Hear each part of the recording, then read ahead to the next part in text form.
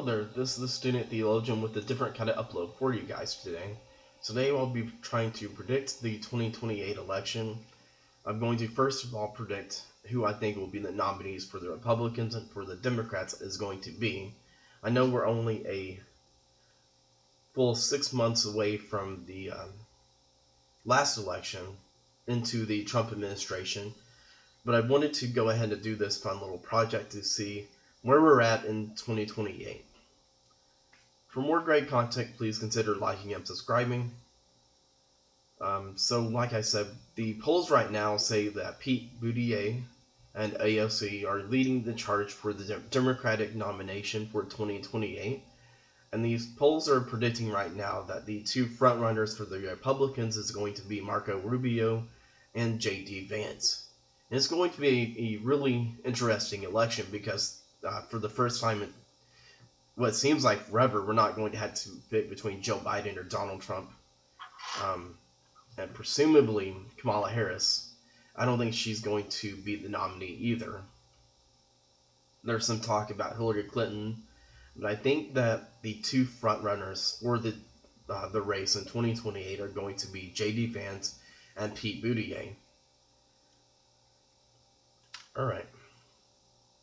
Now this map my predictions could totally fall apart based on how the Trump administration does within the last, during these 4 years. If there's a big recession, if there's a new war, it could change these polls drastically.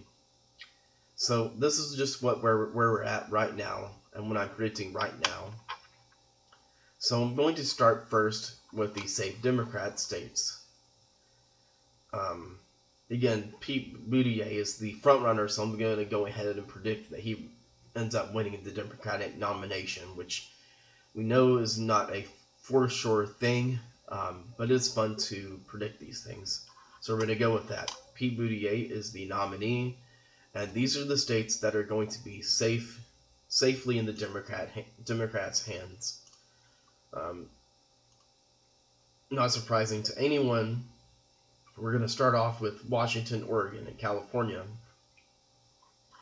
The Republicans have been doing better in these states within the last couple of these elections, but it's still going to be well short of turning any of these states into a swing state.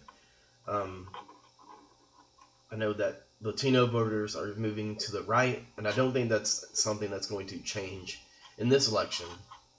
But for now, Washington, Oregon, California, and Hawaii are going to be very strongly in the Democrats' hands, as well as the New England area over here, New York, Vermont, New Hampshire, Massachusetts, Rhode Island, Connecticut. Now, there's a couple of other states that was a lot closer in the last election than pundits thought, and that was Minnesota and New Mexico. Minnesota was actually within the 10-point margin, so it was almost.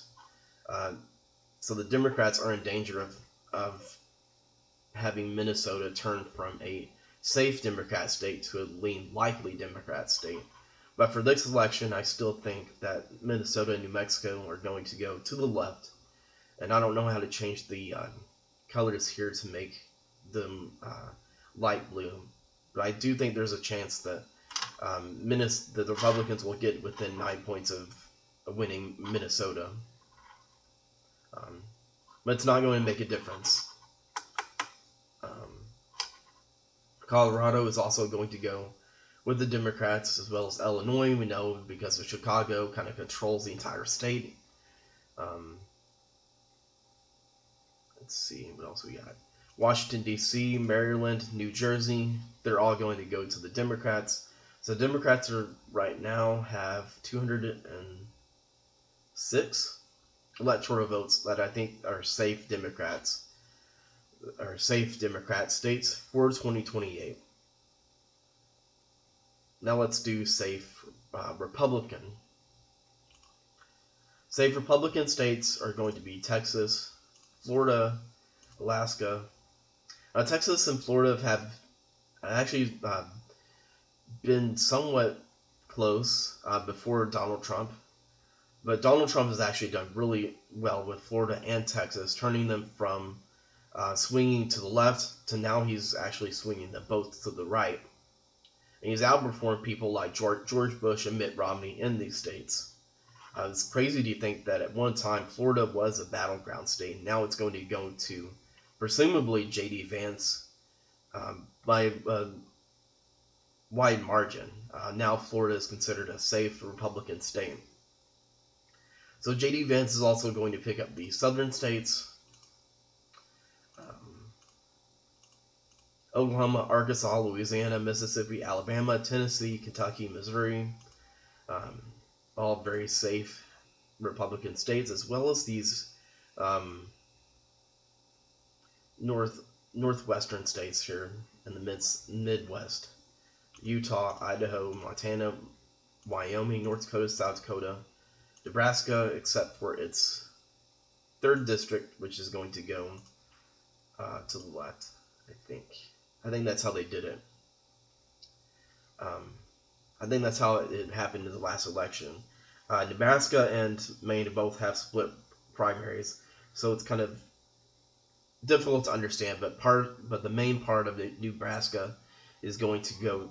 Most of the electoral votes in Nebraska are going to go to J.D. Vance, while Pete Buttigieg picks up an electoral vote there. And in Maine, I'm going to go ahead and have. Why not just get Pete Buttigieg the 1st and 2nd district? I think the 2 electoral votes from Maine are going to go to the Republicans, as well as South Carolina. Now, there is a couple of states here that used to be a lot more competitive than they have been in the past. Ohio and Indiana have been states that Donald Trump has changed, has shifted to the right considerably, changing Ohio especially to a safe Republican state. I'm going to go ahead and say Indiana is Republican as well. And now we're just left with the battleground states, with the Republicans led by J.D. Vance at 214, and Pete Buttigieg with the Democrats are at 209. So it looks like it's going to be a close election, but I don't think that the Donald Trump administration is going to do a very bad job. I don't think there's going to be a recession or a war that changes the outlook that people have. I think that we're seeing the downfall of the neo-liberal world order, the downfall of wokeness, and with the Latino voters and male votes both shifting dramatically to the right, I think that we're going to see a Republican landslide in 2028 as well. It's probably not going to be to the extent that we saw in 2024, but I do think that J.D. Vance will win comfortably. I forgot to put D.C. D.C. is going to go to the Democrats, to no one's surprise. So now we're going to fill out the battleground states. I do think Pete Buttigieg is a better candidate than Kamala Harris, so I do think he wins one more battleground state than she did. And it's either going to be Michigan or Wisconsin, and it's not really going to make a whole lot of difference. I think he's going to win Michigan, and I think Virginia is going to be really, really close. I think that we're going to start seeing in the next couple of decades Virginia joining the battleground states. I think that J.D. Vance could totally win the state. But for this election, for this map, I'm going to go ahead and predict that Pete Buttigieg wins Virginia. I mean, if Kamala Harris could win the state just barely, then surely Pete Buttigieg was going to win it as well. And now we're going to have the Republicans capture Nevada, Arizona, again with the Latino voters going to the right, and with J.D. Vance being tied inextricably to the Donald Trump administration. Trump did very well in these states. I think J.D. Vance will do just as well. I think Georgia and North Carolina are going to go to J.D. Vance as well.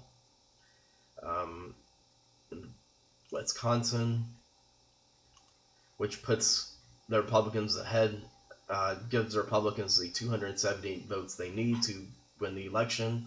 I think that Iowa also goes to J.D. Vance, as well as Pennsylvania, which the Republicans have campaigned very well in Pennsylvania during the Donald Trump's elections. So I think that that's going to continue in 2028. So watch out for states like Virginia and Michigan and Minnesota to be a lot closer than people would think. I do think the Democrats pull off one of these battleground states that they did not win in 2024, and it could be either Michigan or Minnesota or Wisconsin, but it's not going to matter because I still have J.D. Vance winning the election with 298 votes, electoral votes, compared with Pete Buttigieg's 240 electoral votes. And again, when you're predicting the future, especially elections, you're doing this for entertainment purposes only because there's so many scenarios, so many things that could happen in this race, in these next 4 years that could change the complexion of this race. But this is my predictions right now. Please tell me what you think below. And until next time, this has been the Student Theologian.